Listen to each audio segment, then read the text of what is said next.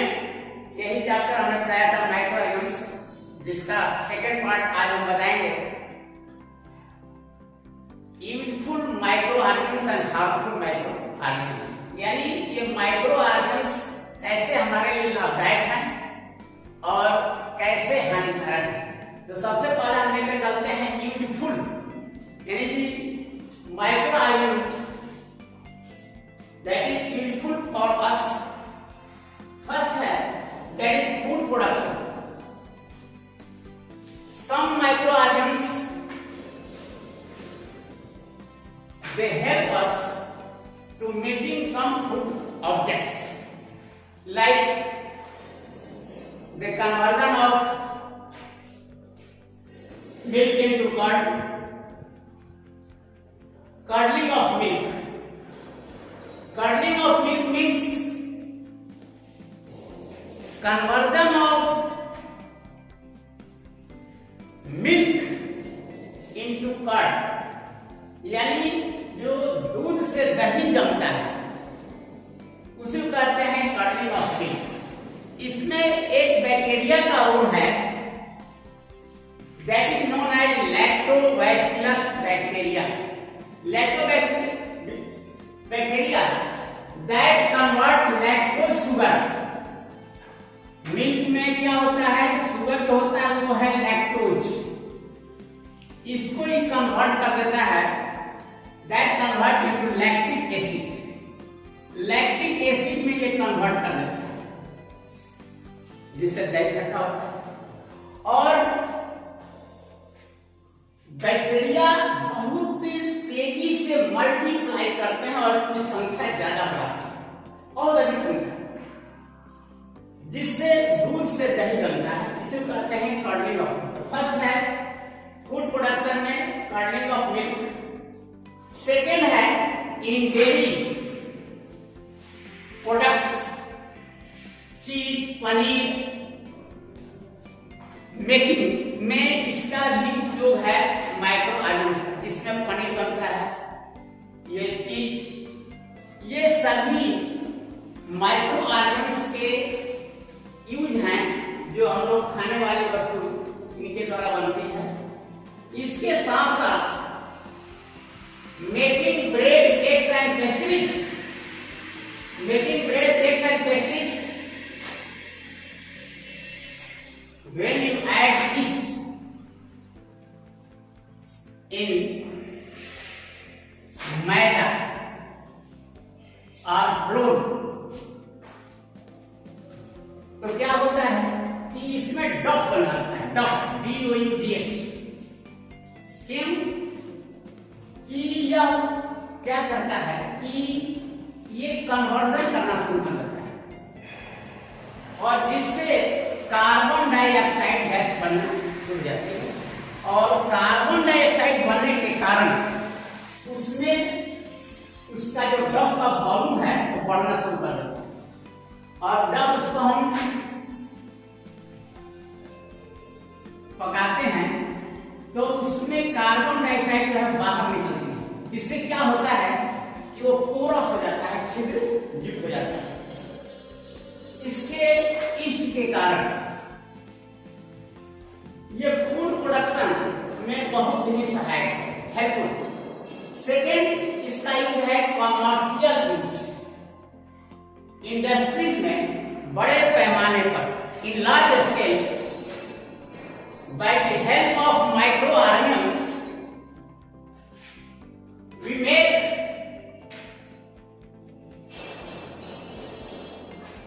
that is alcohol, wine, जिसको हम लोग शराब कहते हैं। ये एक प्रोसेस है जिसको कहते हैं फर्मेंटेशन। फर्मेंटेशन क्या है इसको आपको जानना है। Fermentation is a process in which the glucose is oxidised in absence of oxygen to form ethanol। Ethanol का सूत्र है C2H5OH, that is ethanol।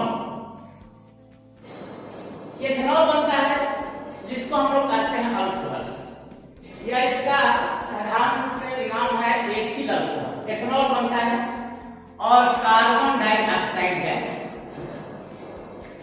यह क्रिया that is perform in absence of oxygen, that process is known as fermentation. The yeast that convert glucose into ethyl alcohol और ethanol into carbon dioxide. तो बड़े पैमाने पर बहुत अधिक मात्रा में हमको शराब बनाना हो, अल्कोहल की तैयारी करना हो, जिसका बहुत अधिक उपयोग ड्रग्स में भी होता है, बहुत तरह के वैक्सीन में इसका उपयोग होता है। इसमें हमारे माइक्रो ऑर्गेनिज्म का बहुत ही उपयोग है। इसके साथ साथ फोर्थ है, नहीं थर्ड है मेडिसिनल यूज। थर्ड देखिए, जो वैक्सीन तैयार होता है या दवाई आप खाते हैं, एंटीबायोटिक्स, ये सभी माइक्रो ऑर्गेनिज्म से ही तैयार होते हैं। जैसे पेनिसिलिन, स्ट्रेप्टोमाइसिन, टेट्रासाइक्लिन, ये सभी जो एंटीबायोटिक्स दवाइयां हैं, एंटीबायोटिक्स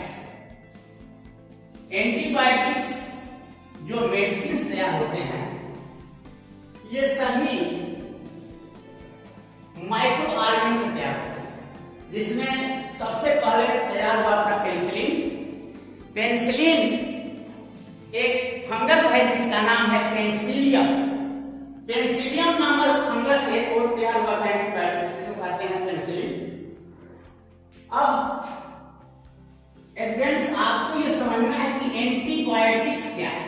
आप तो जाते हैं मेडिसिन टेस्ट पर जाकर एंटीबायोटिक दवाई दीजिए, तो एंटीबायोटिक्स क्या है?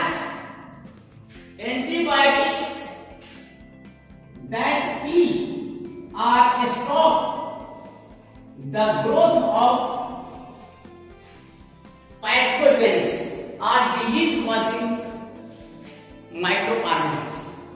Pathogens क्या है? पैथोजेंस का मतलब होता है disease causing organisms, disease causing micro organism, यानी वह जीन जिनसे रोग होता है उनको क्या कहते हैं? पैथोजेंस, रोगाणु।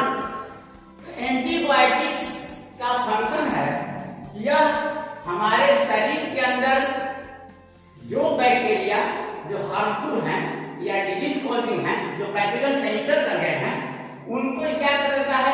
मार देता है। एंटीबायोटिक्स, जैसे मान लीजिए आपको टाइफाइड हो गया, तो उस स्थिति में एंटीबायोटिक्स दवाइयों का सेवन करना पड़ता है।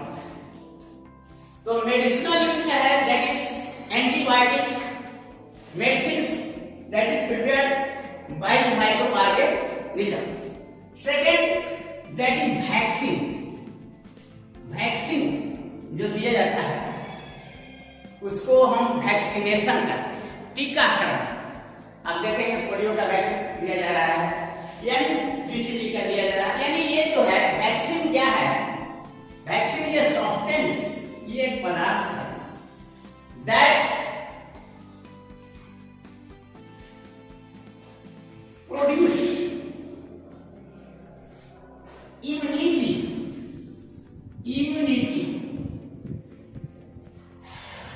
इन आवर बॉडी। यानी वैक्सीन क्या करता है? हमारे शरीर में या जंतुओं के शरीर में इम्यूनिटी पैदा करता है अगेंस्ट डिजीजेस, रोग के प्रति प्रतिरक्षण क्षमता, इम्यूनिटी। तो ये वैक्सीन क्या है? वैक्सीन एक सब्सटेंस है जिसको देने से बॉडी के अंदर इम्यूनिटी आती है, that produce immunity in our body. कैसे? अब देखिए, वैक्सीनेशन में हम क्या करते हैं? वैक्सीन को जो देते हैं वो वैक्सीन कैसे देते हैं कि जिस रोगाणु का है, जिस रोग का रोगाणु है, उस रोग का डेड या क्या कहते हैं उसको?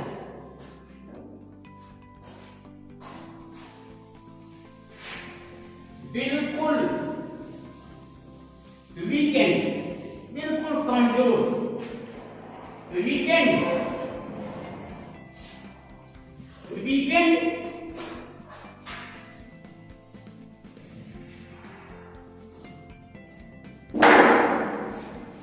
जर्म्स और पैथोजेंस आपके शरीर में इंजेक्ट कर रहे हैं, इंजेक्ट फीवर और डेथ, वो आपके शरीर में जब जाता है तो क्या करता है, आपके शरीर में उस रोग के प्रति एक एंटीबॉडी बना जाता है, एंटीबॉडीज,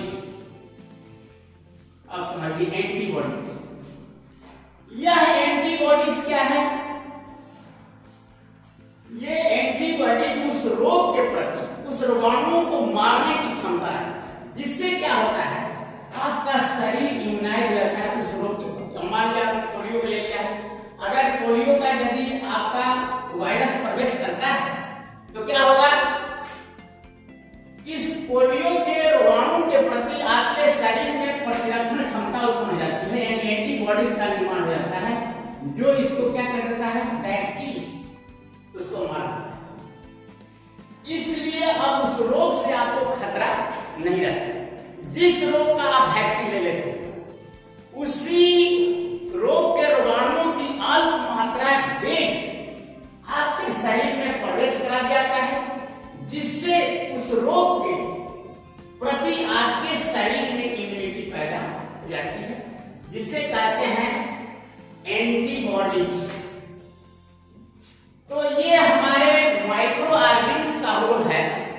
यही माइक्रो ऑर्गेन्स हमारे शरीर की इम्यूनिटी बनाते हैं, हमारे शरीर में किसी रोगाणुओं से लड़ने की क्षमता या हमारे शरीर की प्रतिरोधक क्षमता को बढ़ाते हैं।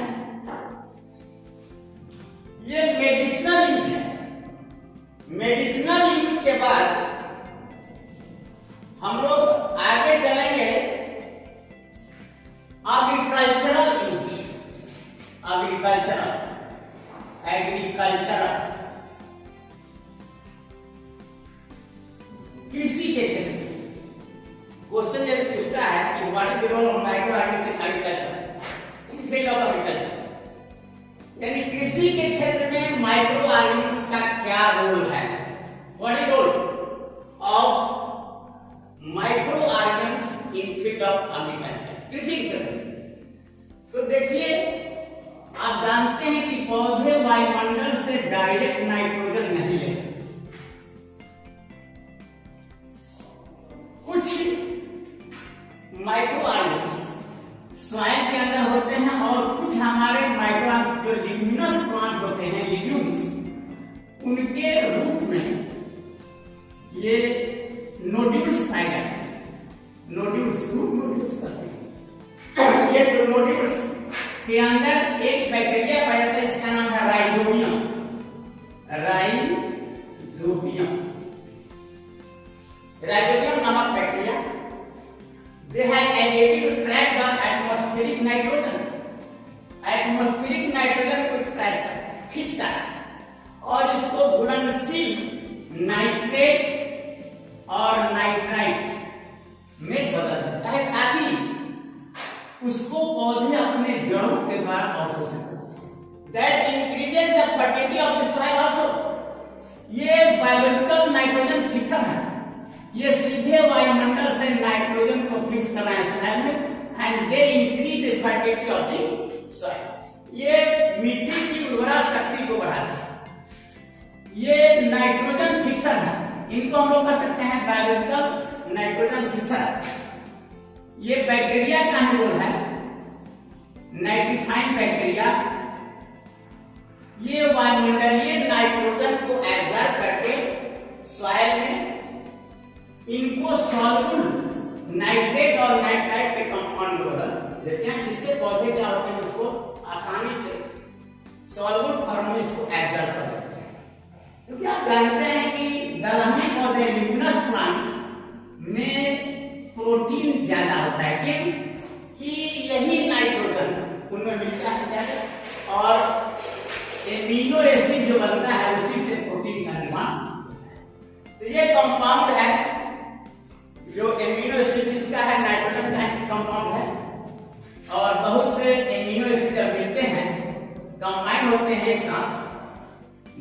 associated together to form a complex compound known as protein. Protein का निर्माण, जैसे हम लोग दाल खाते हैं कि दाल का प्रोटीन है, तो ये प्रोटीन इन दलहनी पौधों में लिग्नस प्लांट में मिलती है। नेक्स्ट इसका यूज है इन्वायरमेंटल यूज। देखिए इन्वायरमेंटल यूज, ये पूरा चैप्टर हम आपको डिटेल से पढ़ा रहा है, पूरा ये बैक वर्ल्ड। इन्वायरमेंटल यूज में ध्यान दीजिएगा कि क्लीनिंग द इन्वायरमेंट, हमारे वायुमंडल को साफ रखने का ये काम करते हैं। जस्ट लाइक स्कैवेंजर्स, जैसे माइक्रो ऑर्गेनिज्म ये डिकम्पोजर्स होते हैं, डिकम्पोजर्स। इसमें डिकम्पोजर्स में आते हैं फंगी और बैक्टीरिया कुछ एंड बैक्टीरिया। ये क्या करते हैं कि डेड ऑर्गेनिक मैटर्स या डेड प्लांट्स, डेड एनिमल्स को ये तोड़ने का काम करते हैं। Break down of the dead plants, animals and organic substances into simpler inorganic substances and they reaches again into the environment. Recycling होता रहता है। अब ये तोड़ते हैं उसको इनऑर्गेनिक सब्सटेंस जैसे फास्फेट, पोटेशियम, नाइट्रेट, इनमें ये तोड़ देते हैं और फिर ये क्या पहुंच जाते हैं कहां पर, ये पुनः एटमॉस्फेयर में जाते हैं, इन्वायरमेंट में जाते हैं और फिर उसको पौधे अगर करते हैं या जंतु उसको यूज करता है। यानी इस तरह से ये इन्वायरमेंट में रिसाइकलिंग का काम कर रहा है और साथ साथ ये एक तरह से स्कैवेंजर्स का भी काम है। तो environmental use in micro organism का है, जिसमें फंगस और बैक्टीरिया जो माइक्रो ऑर्गेनिज्म हैं they help in cleaning the environment. लेकिन वो भी चीज है, इसमें बात समझिएगा, जो बायोडिग्रेडेबल सब्सटेंसेस, याद रखना बायोडिग्रेडेबल, यही टूट सकता है, प्लास्टिक है नहीं टूटे। जो बायोडिग्रेडेबल सब्सटेंसेस हैं इन्हीं को ये विखंडित कर देते हैं, डिसोसिएट कर देते हैं, डिकम्पोज, इसलिए इनका नाम है डिकम्पोजर्स। नेक्स्ट हम इसका यूज बताएंगे आपको, इसी में इन्वायरमेंटल यूज में सीवेज ट्रीटमेंट। सीवेज, अब समझिए कि सीवेज क्या है, what is sewage? Sewage treatment,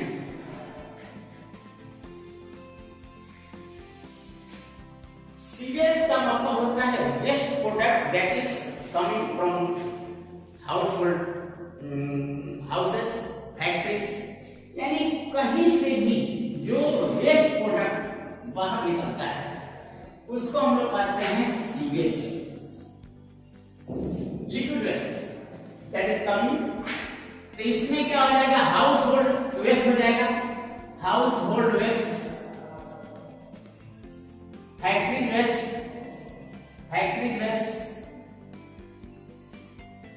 ये जो निकलते हैं इसको हम कचरा कहते हैं।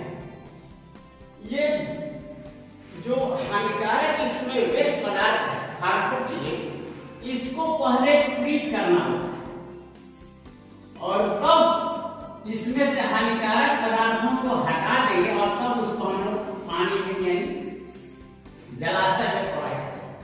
तो इसका एक ट्रीटमेंट किया जाता है। इसमें जो माइक्रो ऑर्गेनिज्म होते हैं ये क्या करते हैं कि इसके हार्मफुल सब्सटेंसेस को जितने इसके वेस्ट में हैं इसको डिकम्पोज करने का काम करते हैं। यही ट्रीटमेंट है, डिकम्पोज करेंगे और इसमें क्या बनेगा, बायोगैस। बहुत उपयोगी बायोगैस है।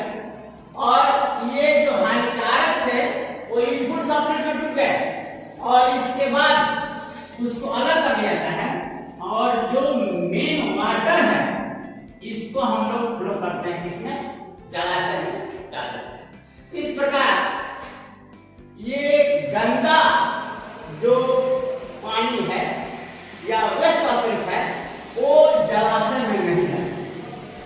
तो सीवेज ट्रीटमेंट में बहुत अच्छा रोल है इसका माइक्रो ऑर्गेनिज्म, जिससे जितने वेस्ट प्रोडक्ट हैं उसको यूजफुल सब्सटेंस में कन्वर्ट कर देते हैं, और मेन जो वाटर है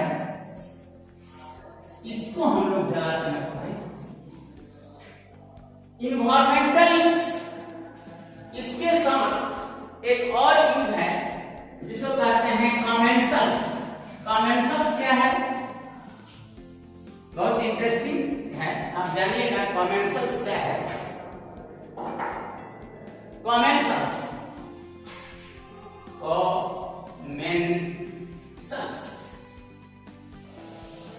ये एक तरह से एसोसिएशन है, जैसे आप जानते होंगे सिम्बियोसिस, एक रिलेशनशिप है। हमारे बॉडी के जो डाइजेस्टिव सिस्टम है उसके इंटेस्टाइन में बैक्टीरिया मिलता है, इंटेस्टाइन में बैक्टीरिया। यह बैक्टीरिया क्या करता है, डाइजेस्टिंग में हेल्प करता है। हमारे शरीर के अंदर हमारे इंटेस्टाइन में कुछ यूजफुल बैक्टीरिया पाए जाते हैं जो डाइजेशन में हेल्प करते हैं, digesting the food, that help in digesting the foods as well as help in destroying disease causing microbes, that help in destroying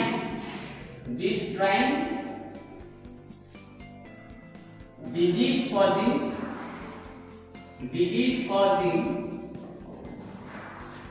microbes को शॉर्ट में माइक्रोब्स कहते हैं, और यही माइक्रोब्स जो है डिजीज कॉजिंग माइक्रोब्स इसको क्या कहते हैं, पैथोजेंस, दैट इज पैथोजेंस। तो ये कॉमन सिलिकम एक फिनोमेनन है जिसको हम कहते हैं सहजीविता, यानी eating at the same table, एक साथ बैठ करके भोजन करते हैं। यानी ये जीवाणु हमारे इंटेस्टाइन के अंदर आते हैं, वो हमारे लिए लाभदायक है बैक्टीरिया, और हम भी उनको भोजन प्रदान करते हैं। तो इस तरह से ये कॉमेंसलिज्म में भी इसका महत्वपूर्ण भूमिका है माइक्रोब्स का। और नेक्स्ट है यूज एज ए फूड। बहुत से देशों में लोग एल्गी खाते हैं जिसका नाम है क्लोरेला।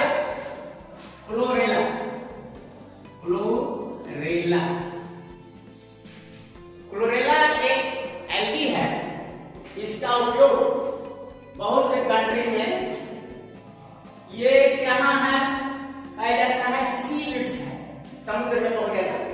इसका उपयोग लोग क्या करते हैं, इसमें करते हैं भोजन के रूप में, use as food. The algae, that is algae, chlorella is algae, ये इसको हम सीवीड्स कहते हैं, सीवीड्स समुद्र में ये एल्गी मिलता है, इसको सीवीड्स कहते हैं। तो बहुत से माइक्रो ऑर्गेनिज्म जो हमारे भोजन के लिए भी उपयोग होते हैं, भोजन के काम में आते हैं, ये हमारे लिए काफी उपयोगी है। तो इसमें हमने आपको ये बताया जितना यूजेस, ये सभी माइक्रो ऑर्गेनिज्म के क्या है, यूजेज ऑफ माइक्रो ऑर्गेनिज्म। अब इसमें क्वेश्चन पूछा सकता है कि what do mean by antibiotics.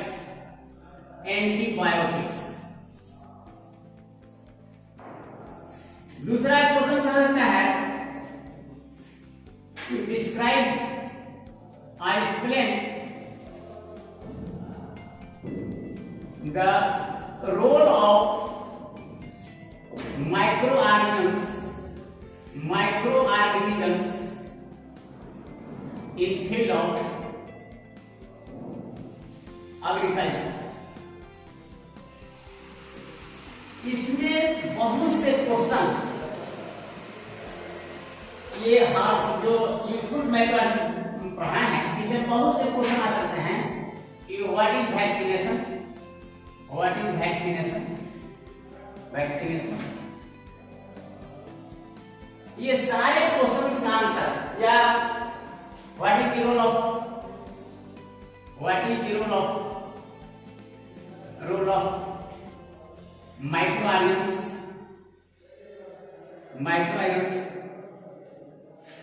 in field of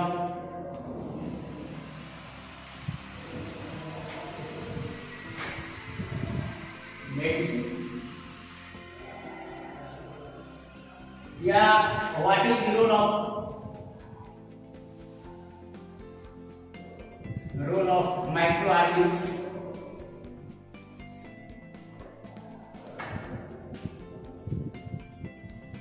what is the role of microorganisms in cleaning environment,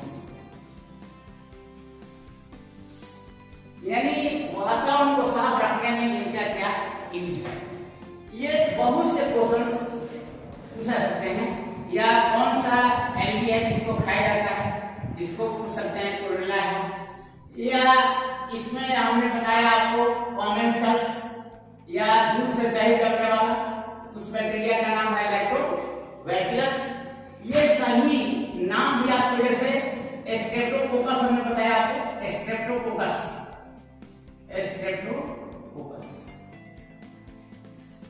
या देखिए इसमें साइट्रिक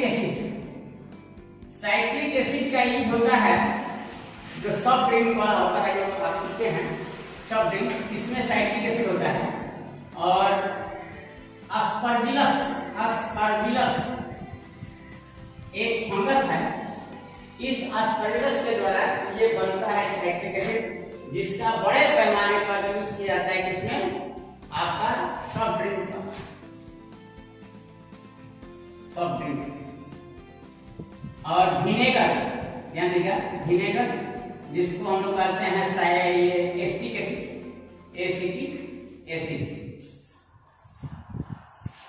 ये सभी चीजें जो बनाए जा रहे हैं, इस सब में किसका अहम भूमिका है, इस सबका में अहम भूमिका किसका है, micro organism. Useful micro organism आज ये टॉपिक रहा कि हमारे लिए सूक्ष्म जीव कैसे उपयोगी हैं। अब इसका जो नेक्स्ट होगा, ये नेक्स्ट वीडियो आगे, उसमें हम बताएंगे आपको हार्मफुल, ये हमारे लिए कैसे हानिकारक हैं। नेक्स्ट वीडियो में आप पढ़ेंगे हार्मफुल माइक्रो ऑर्गेनिज्म, और जितने क्वेश्चन है इसको आप इसमें सॉल्व करेंगे। और साथ साथ have any problem you can comment, आप कमेंट करेंगे क्या आपको दिक्कत होती है कोई चीज पढ़ने में या समझने में, आप हमारे वीडियो पर कमेंट्स करेंगे। That's all, thanks.